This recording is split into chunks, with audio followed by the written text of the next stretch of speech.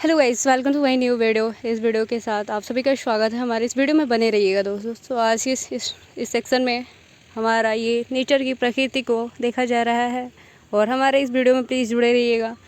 तो गाइस, ये मेरे खेत में आज सरसों की, जैसे आज खेत में पानी चल रहा है तो वहाँ से देखिए आपको दिख रहा होगा वाइट कलर का। और यहाँ पर देखिए, चलिए दोस्तों आपको हम दिखा रहे हैं, इतने सारे फसल उगाए गए हुए हैं इतनी मेहनत से।